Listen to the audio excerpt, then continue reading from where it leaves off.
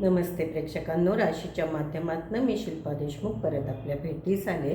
शिवजयंतीच्या निमित्ताने एक आगळी वेगळी कथा घेऊन किंवा लिखाण घेऊन ऐका तर मग इतिहास साक्ष आहे त्या मैत्रीला. बाजीप्रभू देशपांडे आणि आपले शिवराय यांच्या मैत्रीचा संगम या ठिकाणी आपल्याला दिसणार आहे.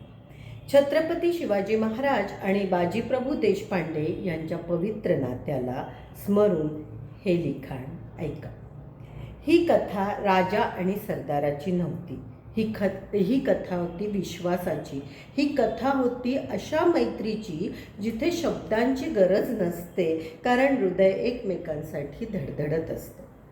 पन्हाळगडातून सुटताना संकट काळोखासारखं मागे लागलं होतं. त्या क्षणी बाजीप्रभूंनी स्वतःचा विचार केला नाही. त्यांनी फक्त एकच ठरवलं, राजे सुरक्षित पोहोचले पाहिजेत. पावनखिंड रक्ताने लाल झाली. शत्रू हजारोंमध्ये होता, पण बाजीप्रभूंचा निर्धार पर्वतासारखा उभा होता. जखमा होत होत्या, शरीर थकत होतं, पण मन हार मानत नव्हतं, कारण ती फक्त लढाई नव्हती, ती मैत्रीची शपथ होती. आणि जेव्हा विशाळगडावर पोहोचल्याची तोफ दणाणली, तेव्हा बाजीप्रभूंनी शांतपणे शेवटचा श्वास घेतला. मित्रासाठी दिलेला तो प्राण इतिहासाने अमर केला. हीच ती मैत्री जिथे स्वार्थ नाही, जिथे अपेक्षा नाही, फक्त निष्ठा आहे. आपण कोणासाठी इतके खंबीर उभे राहू शकतो का?